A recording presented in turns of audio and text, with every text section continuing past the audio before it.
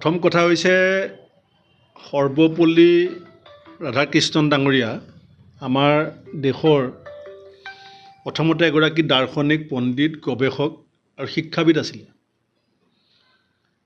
তেখেত ৰাষ্ট্ৰপতি আসনত অধিষ্ঠিত হোৱাৰ কাহিনী নিশ্চয় অসমৰ মুখ্যমন্ত্ৰী ডাঙৰীয়াই পাহৰিছে।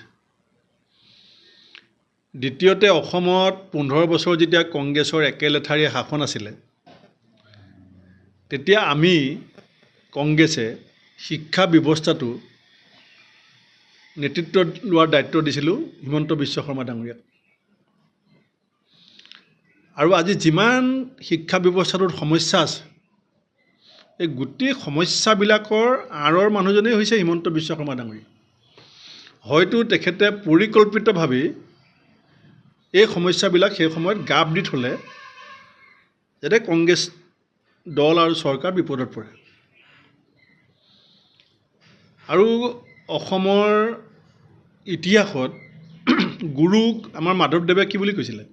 জয় গুৰু শংকৰ সৰ্বগুণাকৰ, যাক এৰি নাহি কেও পাম, তা হেৰি চৰণত ৰেণুশত কোটি বাৰ একক ৰহু প্ৰণাম। এয়া হৈছে আমাৰ সংস্কাৰ, আমাৰ পৰম্পৰা। কিন্তু আমাৰ হিমন্ত বিশ্ব শৰ্মা ডাঙৰীয়াই কি বুলি কয়? ঐ মাষ্টৰ, কাইলৈ আমি ভিডিঅ' উলিয়াই দিম পৰহিলৈ। ঐ মাষ্টৰ বুলি মুকলি মঞ্চত শিক্ষকক কেনেকৈ তুচ্ছতাচ্ছিল্য কৰে, সেই কথা মুখ্যমন্ত্ৰীয়ে পাহৰিব পাৰে, শিক্ষক সমাজে নাই পাহৰা।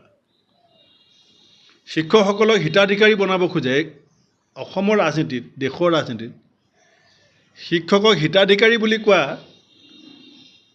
দ্বিতীয় এগৰাকী জনপ্ৰতিনিধি আছে নাই মই নাজানো। পৰৱৰ্তী সময়ত শিক্ষকসকলৰ তীব্ৰ প্ৰতিবাদত হিতাধিকাৰী বনোৱা পৰিকল্পনাটো তেখেতে বাদ দিবলৈলগীয়া হ'ল। আজি অল্ড পেঞ্চন স্কিম বন্ধ হৈ আছে। টেটৰ টিচাৰ, স্পেচিয়েল টেটৰ টিচাৰ, এতিয়া কম্পিউটাৰ টিচাৰে 5 তাৰিখে গুৱাহাটীত আন্দোলনৰ কাৰ্যসূচী লৈছে। ভেঞ্চাৰ স্কুলৰ সমস্যা পিঠি দি পেলাই এতিয়া মুখ্যমন্ত্ৰীয়ে নিজে ব্যক্তিগত শিক্ষানুষ্ঠান গঢ়াত লাগিছে। সেইকাৰণে আমি কৈছোঁ যে কংগ্ৰেছ দল শিক্ষক, শিক্ষা ব্যৱস্থা, ছাত্ৰ ছাত্ৰীৰ প্ৰতি দায়বদ্ধ। আমি 5 লাখ শিক্ষকৰ ঘৰলৈ যাবৰ কাৰণে লক্ষ্য লৈছোঁ। অলপ দেৰি আগতে মই আমাৰ দলৰ সকলো নেতৃবৰ্গৰ লগত, জিলা সভাপতিসকলৰ লগত এখন ভিডিঅ' কনফাৰেঞ্চ কৰিছোঁ। মইতো এজন শিক্ষকৰ ঘৰলৈ যাবলৈ কৈছিলোঁ। এতিয়া অলপ দেৰি আগতে মই প্ৰায় 200 গৰাকী আমাৰ দলৰ নেতাৰ লগত, জিলা সভাপতি, প্ৰদেশ কংগ্ৰেছৰ নেতৃবৃন্দৰ লগত যেতিয়া ভিডিঅ' কনফাৰেঞ্চ কৰিলোঁ, চবেই মোক জনালে যে প্ৰতিজন আমাৰ দলৰ কৰ্মকৰ্তাই অতি কমেও 4-5জন শিক্ষকৰ ঘৰলৈ যাবলৈ সিদ্ধান্ত লৈছে। গতিকে আমি লক্ষ্য অতিক্ৰম কৰিম, আমি শিক্ষকক সম্বৰ্ধনা জনাম আৰু আমি শিক্ষকৰ পৰা আশীৰ্বাদ বিচাৰিম, পৰামৰ্শ বিচাৰিম যে বিজেপিক 2026 চনত ক্ষমতাৰ পৰা বিদায় দিয়াৰ পিছত শিক্ষকসকলৰ সমস্যা, জব অৰিয়েণ্টেশ্যন শিক্ষা ব্যৱস্থা কেনেকৈ আমি প্ৰৱৰ্তন কৰিম, ক্ৰিটিকেল থিংকিং আমাৰ ৰাজ্যখনত আমি নতুন প্ৰজন্মটোক ক্ৰিটিকেল থিংকিঙৰ মাজেদি সংস্থাপনৰ দিশটোলৈ কেনেকৈ আগবঢ়াই লৈ যাম, আমি এই কথাখিনি এটা পৰিকল্পনা কৰিব বিচাৰিছোঁ।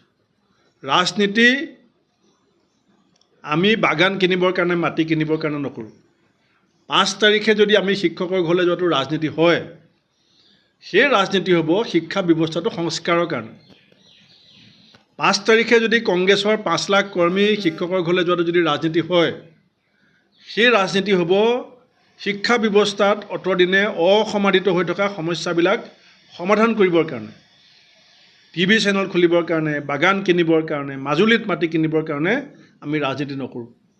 আমাৰ ৰাজনীতি হ'ব বৰ্তমান ছাত্ৰ সমাজক যাতে দুগুণ উৎসাহ, দুগুণ প্ৰেৰণাৰে শিক্ষকসকলে আহি থকা সময়ত পাঠদান কৰিবৰ কাৰণে এটা সাহস পায়। ৰাজনৈতিক গণতান্ত্ৰিক ব্যৱস্থাত ৰাজনৈতিক ব্যৱস্থাটোক বাদ দি পেলাই কোনো সমাজ জীয়াই থাকিব নোৱাৰে। আমি শিক্ষাগুৰুসকলৰ পৰামৰ্শৰ আশীৰ্বাদত আমি এটা সুস্থ মূল্যবোধৰ শিষ্টাচাৰজনিত সাংস্কৃতিবান এটা ৰাজনীতিক পৰিৱেশ আমি জন্ম দিব বিচাৰিছোঁ। তাৰ বাবে তেখেতসকলৰ ওচৰলৈ আমি যাম।